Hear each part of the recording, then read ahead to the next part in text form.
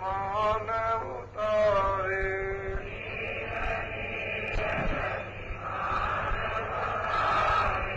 नील नील सती मान उतारे।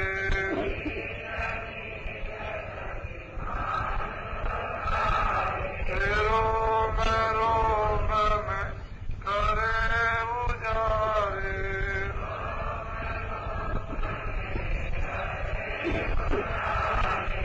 रोम रोम में करे उजारे।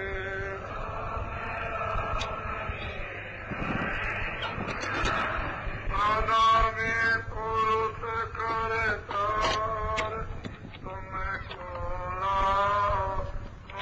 प्रणाम।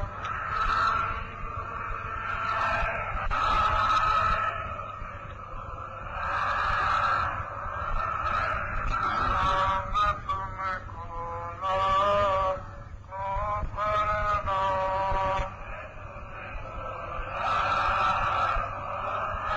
राम तुम्हें खोला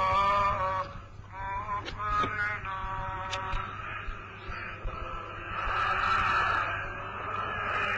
राम तुम्हें खोला प्रणाम।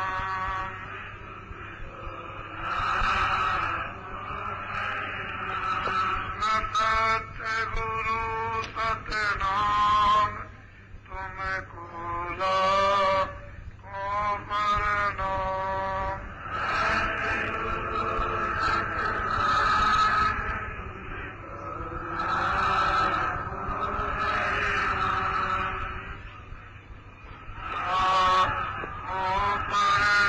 प्रणाम तुम्हें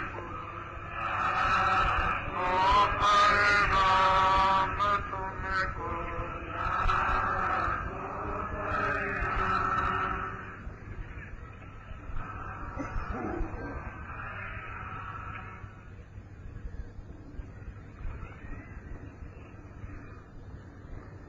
उस मालिक की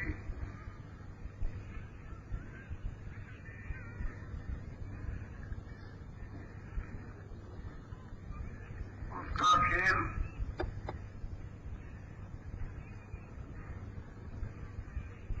बड़ा अद्भुत है, जो वचनों से वर्णन नहीं किया जा सकता।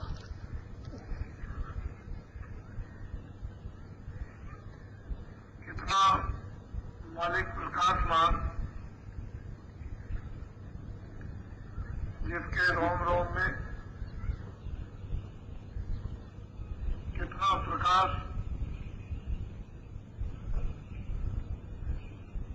सूरज और चांदों का भरा हुआ हो, उसके रूप, उनकी सुंदरता की, उस आनंद की वचनों से व्याख्या नहीं हो सकती। ये सूरज, ये जीवात्मा उसी का एक छोटी सी बूंद है, जो अपने घर को छोड़कर या मालिक ने अपनी मर्जी से इस खेल को दिखाने के लिए रचना को फैलाने के लिए जो मौज फरमाई, उसका कथन नहीं हो सकता। सूरज स्वयं ये उसका बोध करती है, वाणी नहीं। उसके रूप और उसके आनंद, उसकी सुंदरता को ये स्वयं जब उस बोध में और रूप में खड़ी होती है, यही पहचानती है, बाहर की आंखें नहीं। उस अनामी पुरुष ने अपनी इच्छा नीचे अपनी मर्जी मौज से 3 लोगों का एक रथ में विस्तार किया। अनामी लोक के नीचे अगम लोक। कितना बड़ा, कितना ऊंचा, कितना नीचा, ये किताबों में लिखा नहीं जा सकता। उसके लिए यहाँ कहीं भी किताबें और कागज नहीं। उसकी इच्छा और मौज मर्जी से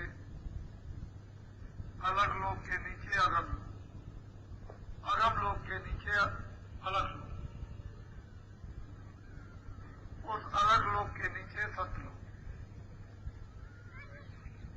अनामी पुरुष ने अपने तीनों, एक को अगम पुरुष, एक को अलग पुरुष, दूसरे को सतपुरुष, उन्होंने विराजमान कर दिया और तीनों लोगों की एक सी रचना, एक सा आनंद, एक सी शक्ति, उसमें कोई कमी बेसी नहीं और अनामी लोग बिल्कुल अलग। इसीलिए रामायण में जो गोस्वामी जी महाराज ने अनुभव किया, एक अनीय अनामा सच्चिदानंद प्रभु धाम, व्यापक ब्रह्म ग्रज जो हुई, वो एक, उसका नाम बताया नाम, एक अनीय अनामा सच्चिदानंद, वो सबसे परे, किसी के बंधन में नहीं, उसके ऊपर किसी की हुकूमत नहीं, न कभी होगी न कभी हुई, वही सबका करता जाता, वही सबका आधार। अगम लोग और अगम पुरुष भी वही आधार, अलग लोग और अलग पुरुष भी उन्हीं के आधार, सतलोक और सतपुरुष भी उन्हीं के आधार। नीचे सतपुरुष की मर्जी से फिर नीचे विस्तार हुआ। उन्होंने नीचे अपने पुत्रों को उतारकर अपनी आवाज पर और नीचे स्थापित कर दिया और सबसे छोटे पुत्र है निरंजन भगवान, जो सहतल कमल में बैठकर समाधि अवस्था में बैठे हुए हैं और निरंतर सतपुरुष की आराधना करते रहते हैं। एक क्षण भी उनकी आराधना से उनका विक्षेप नहीं होता है और उनको सतलोक से सतपुरुष ने देश निकाला कर दिया कि जाओ तुम यहां से चले जाओ। इन्होंने तपस्या की, कितने युग और कल्प बीत गए और तपस्या से जब सतपुरुष प्रसन्न हो गए तो उन्होंने कहा मैं तुमसे बहुत खुश हूं, तुम जो भी चाहो सो मान लो।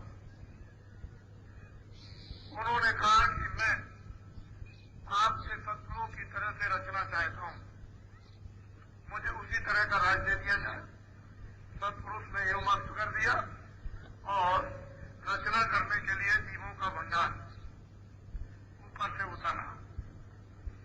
उतार करके इनको एक बहुत बड़ा भंडार इनको दे दिया कि इस जीवों के भंडार को लेकर तुम रचना का अपने विधान के अनुसार रचो। उन्होंने ये भंडार को ले लिया और फिर उन्होंने 5 तत्व, उन्होंने सूक्ष्म बनाए, उन्होंने कारण बनाए, उन्होंने लिंग बनाए, फिर उन्होंने स्थूल बनाए और फिर ऊपर से ये सारा का सारा विस्तार शुरू हुआ। इसे नीचे की रचना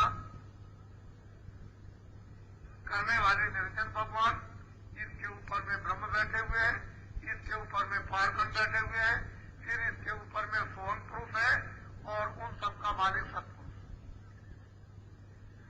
ये जितने भी जीवात्मा है सबकी सवाई सतलोक से, वही से पूरा का पूरा भंडार उस आनंद में था, उस सुख में था, उस स्वतंत्रता में था, स्वाधीनता में था, उस ज्ञान में था, उस शक्ति में था, किसी प्रकार की कोई कमी नहीं थी। लेकिन जब ये यहाँ से दे दिया गया तो ऊपर से जाकर और नीचे जब उतारा गया तो ब्रह्म स्थान में इसको एक वस्त्र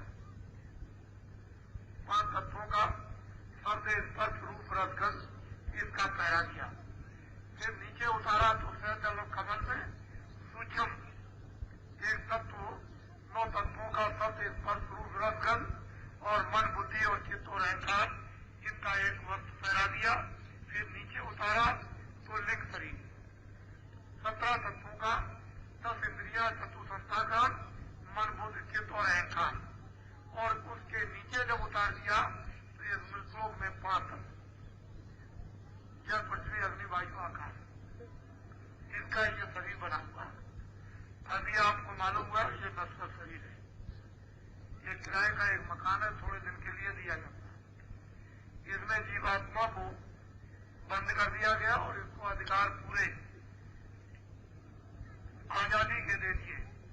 तुम निकल भी सकते हो, फंस भी सकते हो, तुम स्वर्ग भी पा सकते हो, नरक भी पा सकते हो, तुम 84 भी जा सकते हो, मुक्ति भी पा सकते हो, मोक्ष भी पा सकते हो।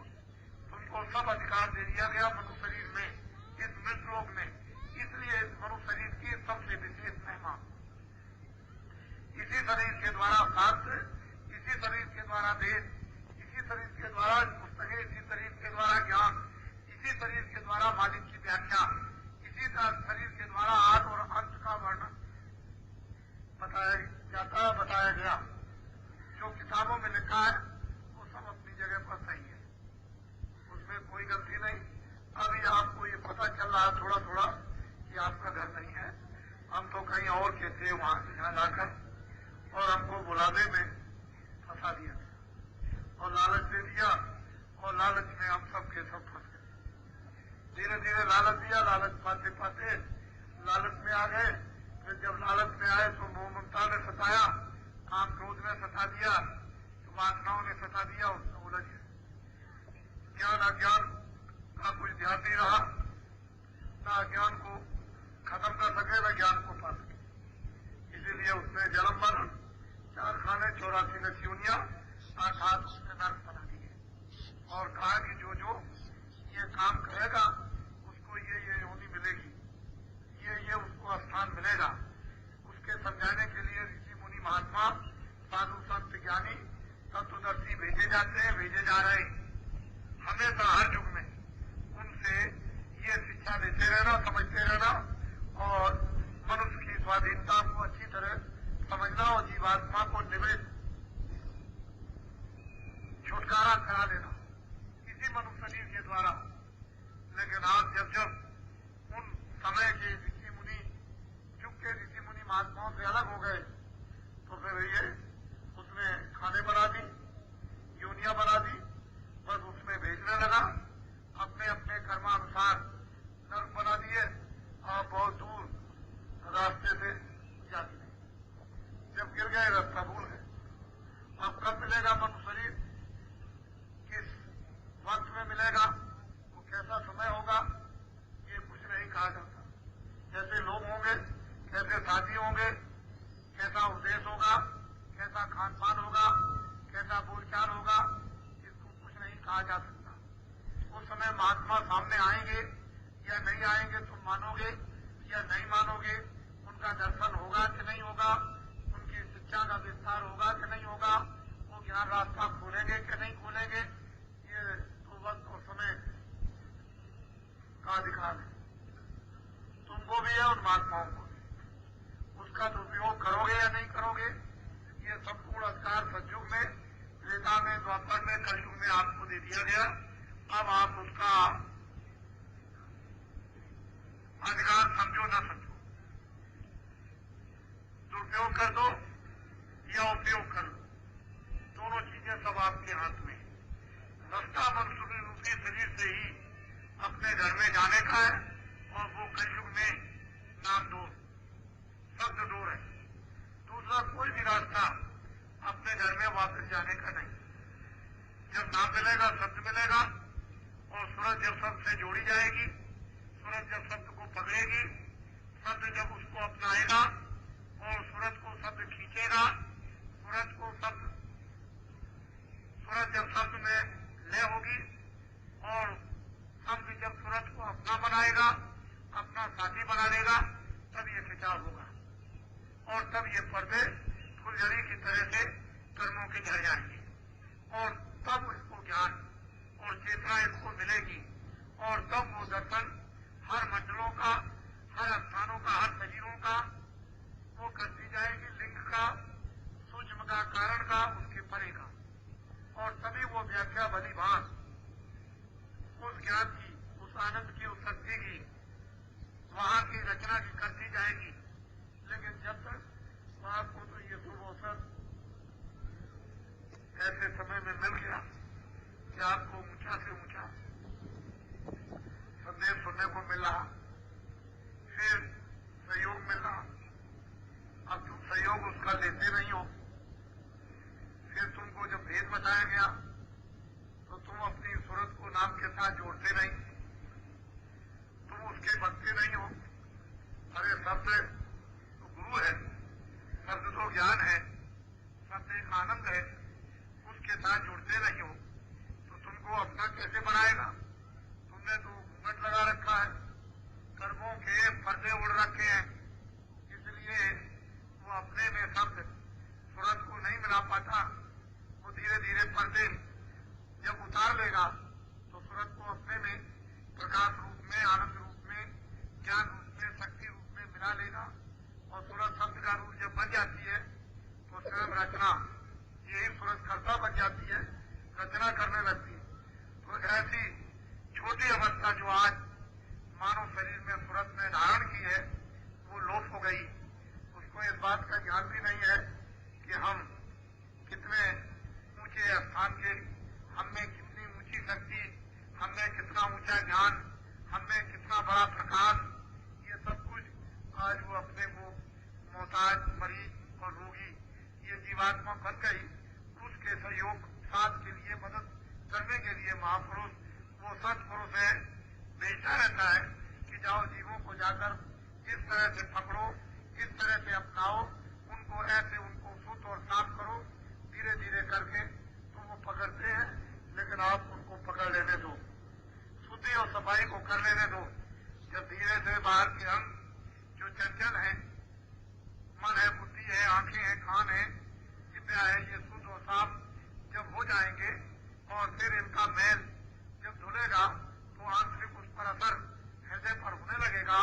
जहाँ सूरत देखकर आंख लेकर के अंधी हो गई, कान लेकर के बहरी हो गई, नासका लेकर के उसकी नाक बंद हो गई, उस पर जब असर पड़ेगा तो पर्दा उतर जाएगा, आंख भी खुलेगी, नाक भी खुलेगी, कान भी खुल जाएंगे, सुनने भी लगेगी, देखने भी लगेगी, सुनने भी लगेगी, हर तरह की सुगंधी, हर तरह के दृश्य, हर तरह के शब्द आपको सुनाई देंगे, बहुत ही रसीले और प्यारे।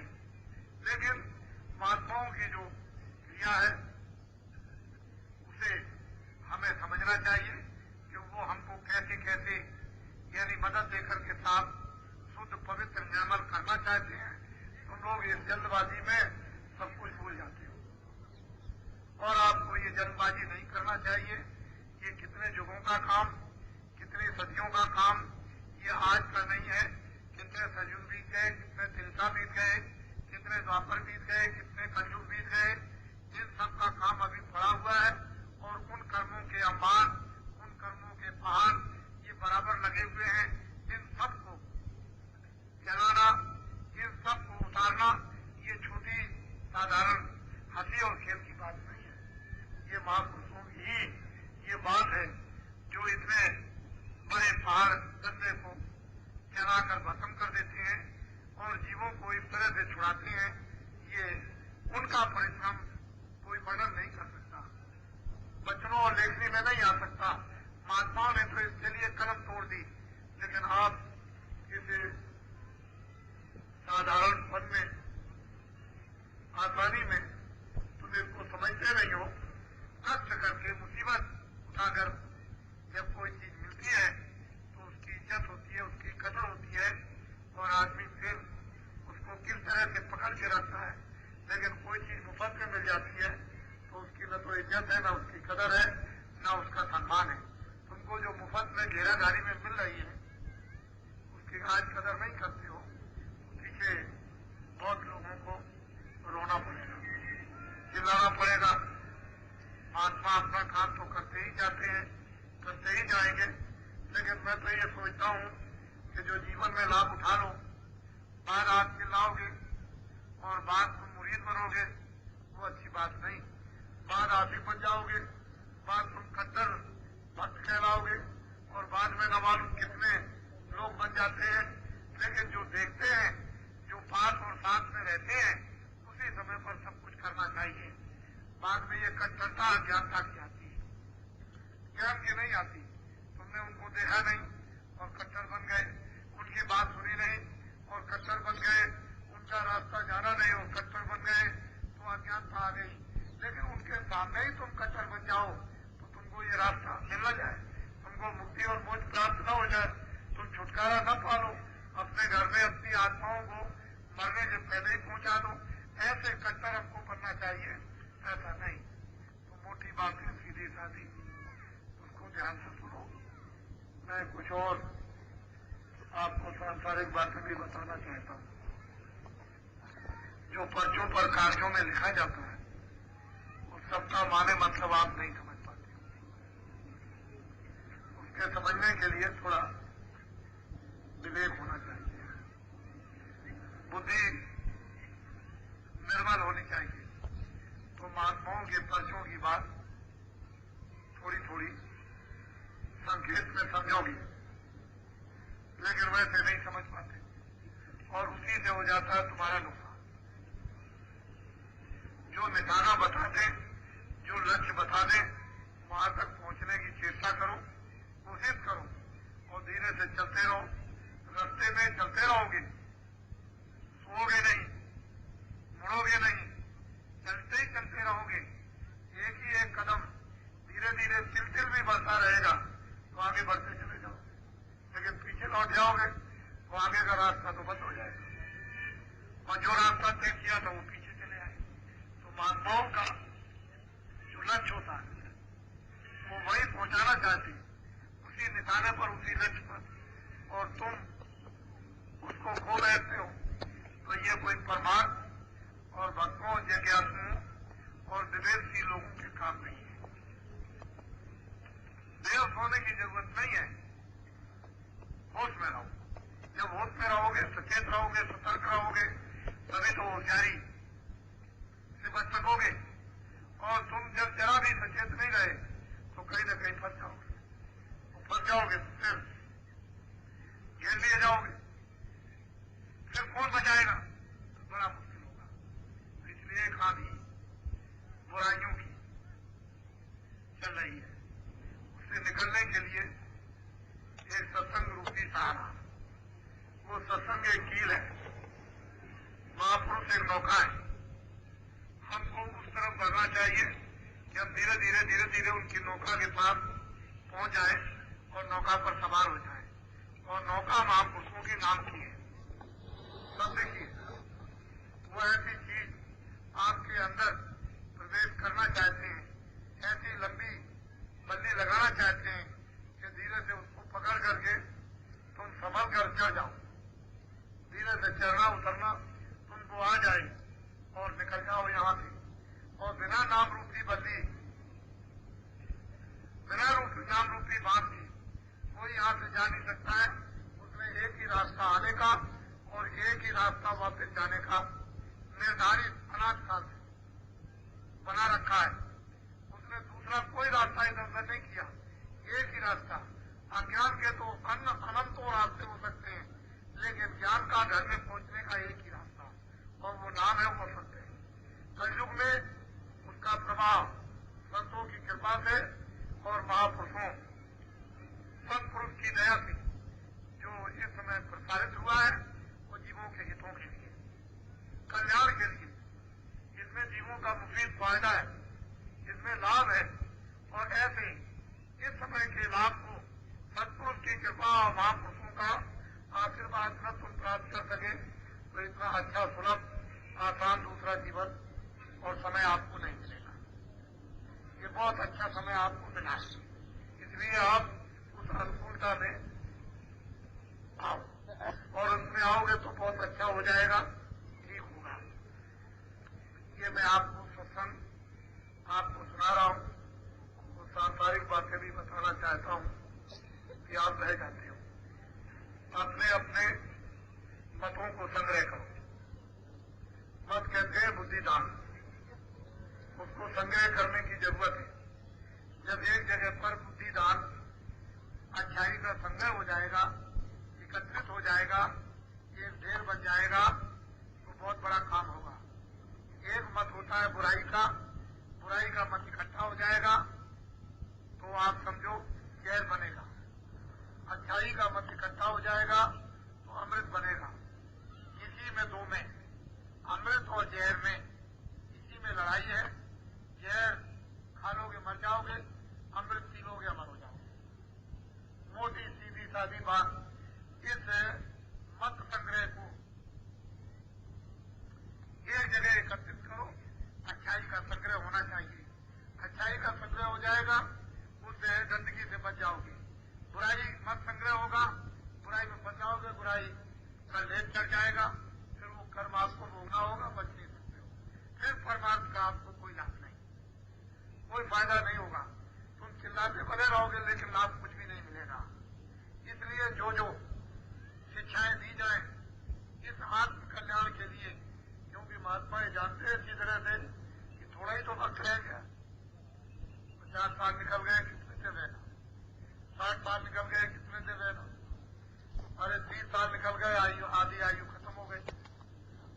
तो आपके 25 साल निकल गए, वो तिहाई आयु खत्म हो गई आपकी। तो अब ये बताइए कि कितने देर रहना है?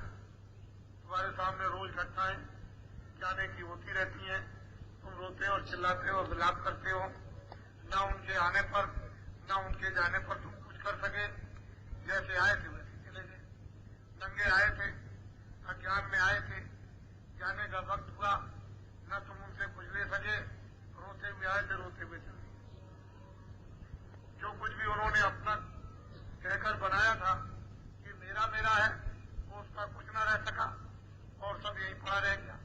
और सब लोग देखते रह गए जो ये कहते थे मेरे हैं और मैं इनका हूं, वो तुम्हारे सामने खेल खत्म हो गया। ऐसे ही देखते देखते दिन प्रतिदिन ये आप रोज अनुभव करो और इस अनुभव को अपने अंदर आने दो, तभी ज्ञान होता चलेगा।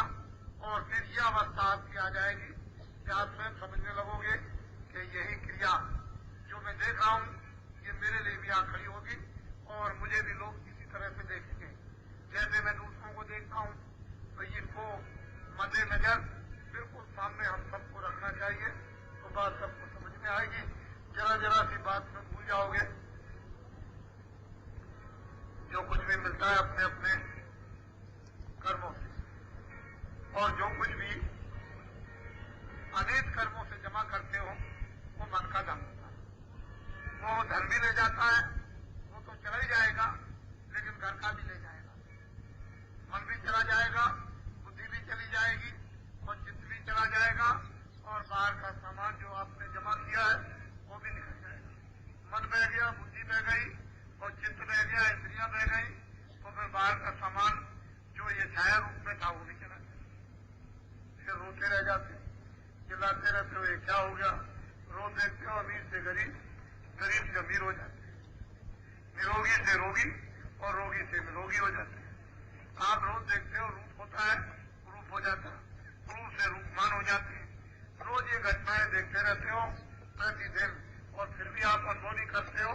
माया ने इतना पर्दा आपकी बुद्धि पर डाल रखा है कि वो बिल्कुल भुला देती है, एकदम ऐसा कर देती है सुनसान कि कहीं कुछ नहीं है, यही जगह सब कुछ है और है कुछ नहीं। इसी को समझने के लिए हर क्षण महात्माओं की शिक्षा अनिवार्य है। महात्माओं के उपदेश हमेशा मिलना चाहिए, उनके शब्द कानों में पड़ना चाहिए, जिससे कि हम बराबर जगे रहें और सो न जाए। हम अपनी बुद्धि को खो न बैठे, हमारी बुद्धि हमेशा हर चीज को समझती रहे। उपदेश सुनने की इसीलिए जरूरत पड़ती है, लेकिन दूर रहने के कारण हमको हर समय सत्संग नहीं मिल सकता। तो हमको कभी महीने में, 2 महीने में, 4 महीने में, 6 महीने में, साल भर में कभी हमको ये संकेत सुनने को मिलते हैं, तो हम इतना भर लेते हैं कि हम बराबर उन महापुरुषों के शब्दों को याद करते रहें, जिससे कि हम संसार में उतना ही रह सकें जरूरत और आवश्यकता है। बाकी इसके अतिरिक्त हम इसको समझते रहे कि हमको जाना है, तो व्यवहार और बर्ताव तो सब करो, सामान सब कुछ ज्यादा से ज्यादा और कम से कम रखो, लेकिन ज्ञान तो होना चाहिए कि यह सामान किस लिए रखा जाता है, उसके लिए नहीं। तो आज तारीख 7, 8 और 9 ये 3 दिन का कार्यक्रम रखा गया। आज ये 8 तारीख समाप्त हो रही है, कल 9 है, कल भी दिन भर मैं आपको नामदान भी दूंगा, घबराने की कोई जरूरत नहीं है, आप नामदान भी लो। नामदान का अर्थ और मतलब यह है कि वजन करना है। वजन खाओगे कोई आपके लिए समय पर काम आएगा, वजन एक आपके लिए पूंजी जमा होगी और वो पूंजी किसकी? आत्मा रक्षा की। जब आत्मरक्षा की पूंजी भजन करके आप जमा कर लोगे तो वक्त और समय पर वो पूंजी आपके काम आएगी, जो जीवात्मा को नरकों में 84 में नहीं जाने देगी और जन्म मरण की पीड़ा से बचा देगी। लेकिन पूंजी भजन करके ध्यान से वजन से शब्द को आप प्रकट नहीं करोगे, शब्द को आप पकड़ोगे नहीं, तो पूंजी जमा नहीं होगी। शब्द एक पूंजी है, एक धन है, एक खजाना है, जो उसको उतार लेता है, जो जमा कर लेता है भंडार के रूप में, वो उसके लिए सुख का समूह बनता है, आनंद का, प्रेम का समूह बन जाता है। उसी की कमाई हम लोगों को इस कलयुग में सुलभ और सार कर लेनी चाहिए। और ये नहीं करते हो तो काम तुम्हारे कौन आएगा? कोई काम आने वाला नहीं। सब ये देखते देखते रह जाएंगे और कहेंगे कि ये क्या हो गया। ऐसा काम मत करो जो सब वक्त पर तुम्हारा साथ छूटे। ऐसा काम करो उन्हीं जड़ों में कि शरीर की रक्षा भी, परिवार की रक्षा भी, बच्चों की भी रक्षा, आए गए का सत्कार भी, सामाजिक काम भी हो जाए और तुम भगवान का भजन भी कर लो। तुम इधर का धन शरीर रक्षा के लिए भी उपयोग में ले लो और उधर भगवान के भजन से आत्मरक्षा भी कर लो, तो दोनों दिन तुम्हारे लोग परलोक के बच जाए। ऐसा काम करना चाहिए। तो ये नामदान का उद्देश्य और मतलब ये होता है कि भजन करना। नामदान का उद्देश्य और मतलब ये नहीं होता है कि धोखा देना, बेईमानी करना, चोरी करना, डकैती करना या कत्ल करना।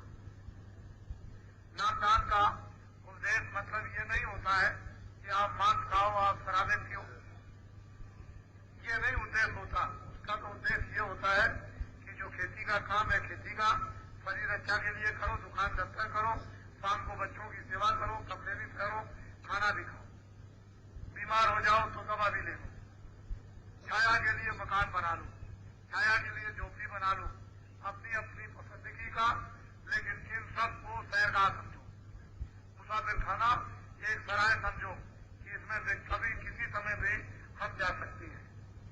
इन सब चीजों के लिए जब तक ये जीवात्मा शरीर में रहे तब तक इसकी हिफाजत, मरम्मत मना नहीं की जाती है कि मकान की तोड़फोड़ मत करो। मकान को अंतिम समय तक, अंतिम क्षणों तक जब तक ये जीवात्मा इसमें रहे तब तक इसकी मरम पट्टी बराबर इसकी करते रहो, जिससे कि ये स्वस्थ रहेगा, निरोगी रहेगा, तो वजन हो सकेगा। वजन हो सकेगा, अंतिम समय तक वो पूंजी जमा हो जाएगी, उसी से आपका काम बन जाएगा। इसलिए ये नामदान और भजन का रास्ता दिया जाता है।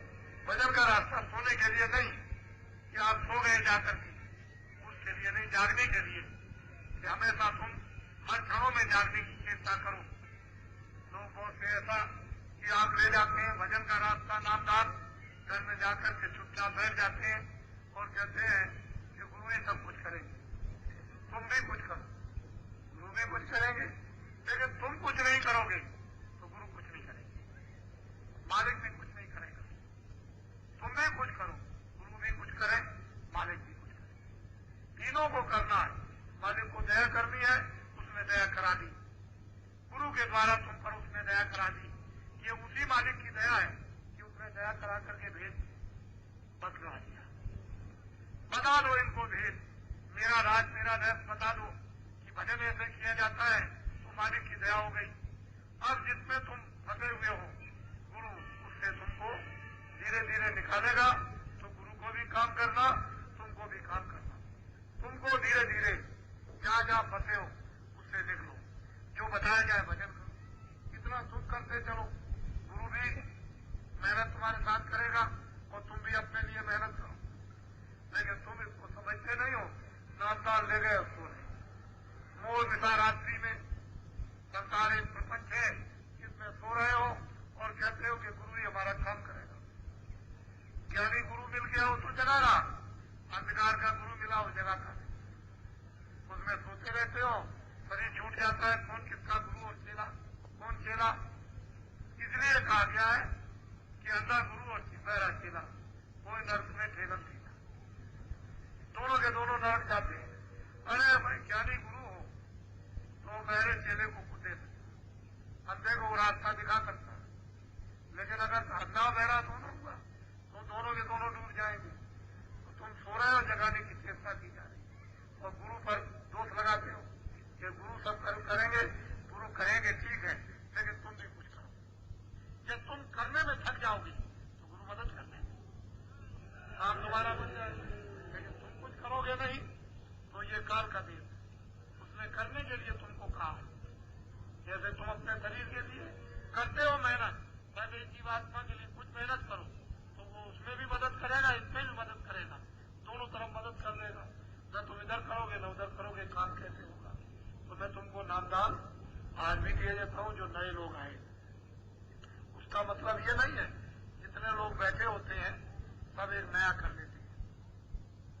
तो मैं भाई भूल तो नहीं गया हूं, मैं भ्रमित तो नहीं हो गया हूं, मैं नाम को आगे पीछे तो नहीं ले रहा हूं, मैं ऊपर नीचे नाम को तो रूप को तो नहीं जोड़ रहा हूं, मेरा रास्ता कोई गलत तो नहीं हो गया, मैं शब्दों का उच्चारण गलत तो नहीं करता हूं, मैं उन ध्वनियों को गलत तो नहीं समझ रहा हूं। तो जिनको दोबारा बैठ करके मिल जाता उनको अपना और भी अहोभाग समझना चाहिए कि हमको सही सही निराकरण मिल गया। जो नए लोग रहते हैं जिनको नहीं मिला है वो तो बेचारे अभी नहीं रहते हैं, नए ही हैं, वो धीरे धीरे बैठ करके समझ लेंगे। लेकिन दिया जाता है नए लोगों को, लाभ हो जाता है पुरानों को भी, उनको भी लाभ होता है। और पुराने लोग जिनको नामदान मिला है वो हमेशा अपने को नया समझो कि मैं बिल्कुल नित्य नवीन हूं, नया हूं। जब अपने को नया समझते रहोगे तब तो ठीक है, निकल जाओगे। और तुमने समझा मैं पुराना हो गया और फंस जाओगे, पुराना कभी मत समझो। तो आप सब लोग नामदान ले लो, बाद में सब बैठे रहो, मैं बताऊंगा, कुछ कहूंगा उसको भी सुनना हो। कोई शराब नहीं पिएगा, कोई मांस मिट्टी नहीं खाएगा, जितने भी फल अनाज घी दूध है जितना खाओ खाओ, उसके लिए कोई मना नहीं है। फिर हमारी बात को सुन लो, ब्राह्मण क्षत्रिय वैश्य हरिजन मैं किसी जातियों को मिलाता नहीं, अपनी अपनी जातियों में रहो। मुझे न ब्राह्मण से घृणा, न क्षत्रिय से घृणा, न वैश्य से घृणा, न हरिजन से घृणा। मैं इन सबको मनुष्य समझता हूँ, इन मनुष्यों में वो आत्मा जो भगवान के अंश है उसको समझता हूँ। मैं आपकी रीतियों को तोड़ता नहीं। तुम कभी मुझे मत समझना कि बाबा जी किसी की रीतियों को तोड़ रहे हैं या जात पात का कोई विवाद खड़ा कर रहे हैं। हमारे रास्ते के लिए कोई जात नहीं है, तुम्हारे काम के लिए तुम अपनी जात का संशोधन करो। जो अड़बड़ी गंदगी गड़बड़ियां हो गई, जो उसमें अशुद्धि आ गई, उसको शुद्ध करके ब्राह्मण बन जाओ, शुद्ध करके क्षत्रिय बन जाओ, शुद्ध करके वैष्णव बन जाओ, शुद्ध करके हरिजन बन जाओ, अपनी अपनी जगह पर आ जाओ। और जब तक ये शुद्धता नहीं होगी न हरिजन कहलाओगे, न ब्राह्मण कहलाओगे, न क्षत्रिय कहलाओगे, न वैश्य कहलाओगे। जब तुम अपनी शुद्धता कर लोगे, अपनी अपनी जगह पर आ जाओगे, अपने अपने दायित्वों को, अपने अपने कामों को, अपनी अपनी सेवाओं को, अपने अपने सम्मान को, अपने अपने प्यार को सब समझने लगोगे। हमारे यहाँ कोई जात पात बिगाड़ी नहीं जाती, न हमारे यहाँ कोई नई जात पात बनाई जाती। जो हड़बड़ी गड़बड़ी हो गई उसी का संशोधन शुद्धिकरण कर दिया जाता। अपनी अपनी जगह पर आ जाओ। सीधी सादी बात, हम किसी की जात पात में जात पात के साथ संबंध शादी का नहीं कराते। ब्राह्मण ब्राह्मण आ जाओ, क्षत्रिय क्षत्रिय आ जाओ, वैश्य वैश्य आ जाओ, अर्जन अर्जन आ जाओ, और जब तुम्हारी इच्छा हो कि हम गरीब हैं, हम ऐसी यदि संबंध शादी कराना चाहते हैं जहाँ हमारा खर्चा न हो, यहाँ आकर के कराएं। यहाँ कोई खर्चा नहीं लगता। बाजार खुला हुआ है, उसमें जो कुछ भी आपको भोजन रूखा सूखा मिल जाए उसको भोजन करो, और यहाँ सुखम जमीन मिल जाए उस पर रहो। और यह है कि ये काम करा कर और भजन करो, ध्यान करो, और जैसे भी मतलब यह है कि परस्पर प्रेम और सत्संग का जल ये पियो, जिससे कि सत्संग जल जो कोई पावे मेलाई सब कट कर जाती। सत्संग महिमा कालर बखानू, ये सब जतन और नहीं जाते। ये सत्संग की महिमा वर्णन करने में नहीं, ये सत्संग एक जल होता है। तो नामदान ले लीजिए आप, हमने जो वचन दिया हम पूरा करेंगे, उसको आप ध्यान में रखो। सब लोग एक साथ एक आवाज में भगवान के नाम को बोलेंगे। पहले मैं बोलूंगा, उसके बाद में आप। आपने सुना है कि हम इस किराए के मकान का नाम तुलसीदास आश्रम में बैठे हुए हो। मैं सारे हिंदुस्तान में जय गुरुदेव नाम का प्रचार करता हूँ।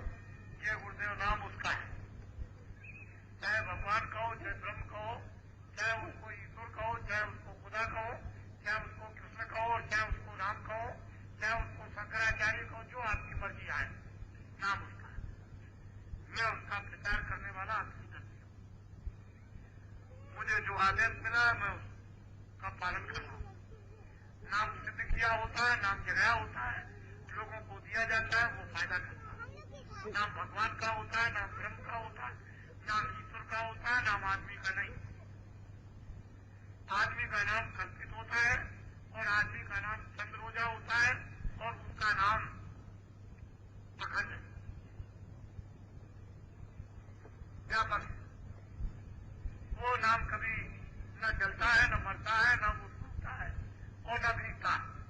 वो हमेशा एक रस लेने वाला।